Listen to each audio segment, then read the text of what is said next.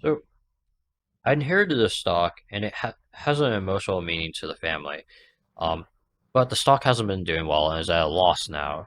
Should I ever consider selling it? Okay, so we've got a couple of these situations in the practice where some previous um, Generation. generation accumulated some stock of a company, and it means something to the family. It's been driving the family's finances for a long time, and now lots of people own it, really, Yeah. maybe.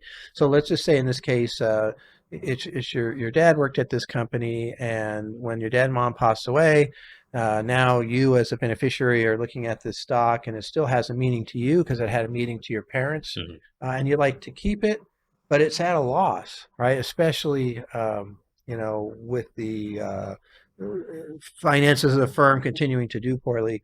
Um, what do you do about that? Well, first of all, you could decide, yes, it's a sentimental holding, but do I need to hold all the shares, Mhm. right? Yeah. Uh, I have 9,000 shares. Does 1,000 shares still feel the same to me, or do I need to keep all the shares? There's nothing wrong with keeping all the Yeah. shares. Nothing. It's an inheritance, and it's sometimes it's more than the money, right? And so then, but there is another strategy, and I've used this several times with people in this situation. Um, Towards the end of the year, we can look at their situation and say, hey, you're looking at right now, capital gains coming out of these accounts of about, say, 40,000 for the Yeah. year. So we could take that legacy stock and sell enough of it to get a $40,000 So write-off. you wipe out the capital gains for the Yeah, year. and so I don't know, you just save 10, 15,000 in tax. You can then buy that same number of shares back in 31 days and avoid what's called the wash sale rule. Mhm. Um, However, you You do don't. have to realize that there's some risk there. Yeah, you don't know what's going to happen in the Right, 31 days. Is right, the stock going to go up more? right. And if it goes up more, are you going to wipe? Would you have actually made 15 or Yeah, whatever your tax savings would have been? yeah.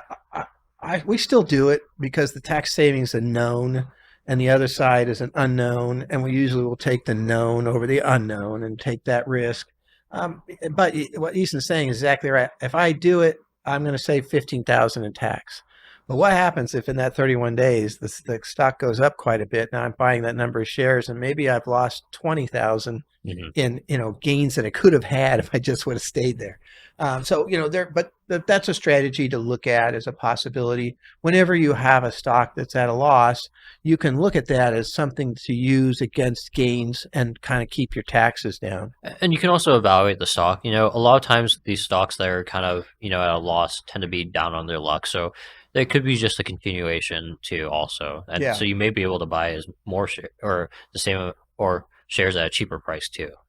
yeah. You think about over the years, some of these great big old companies that were just unbelievable in their heyday have had really big stumbles. And and those stumbles can go on for a really long time, Hmm.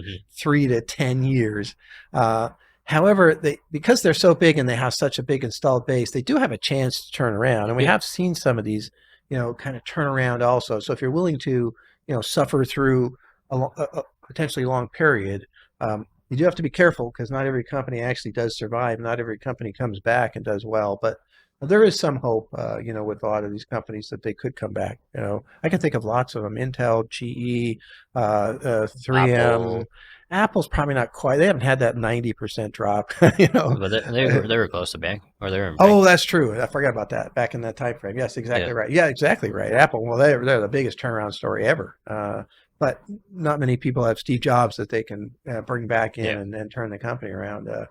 So Intel's a great example. I mean, a great old company. I mean, it was in the heyday, it was the chip stock. Period. You didn't really Yeah. need to buy anything else. Yeah. And now they're just stumbling along, having trouble. But They they're in the middle of a turnaround. They've had some good gains Yeah, this actually year. today Yeah. they're up 7.8% on their earnings. There we So go. like, Yep. but the last year they're still down 53%, Oh my goodness. even after the 8% up today. So like, Yeah, it takes time for companies to turn around. it does. But watch the story. I mean, if I'm looking at Intel, I'm thinking, okay, the U.S. is trying to onshore chip making.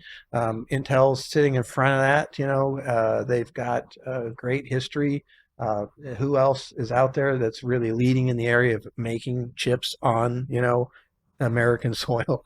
And so, there's some pieces like that could really help as far as that goes. New CEO, Yeah. which, sometimes that doesn't help, but sometimes it can be Steve Jobs like, right? And they come Yeah. along and really turn things around. So, IBM's another one I think of from the past, really struggled for a long time. And then, they really came in and turned the company around and continued to, increase earnings at a really nice rate. And that stock had a long run. It's not doing it now, but it was, so this could be one too, I think about, right? I mean, they're still not quite back where they were, but they could be. So anyway, there's lots of them out there.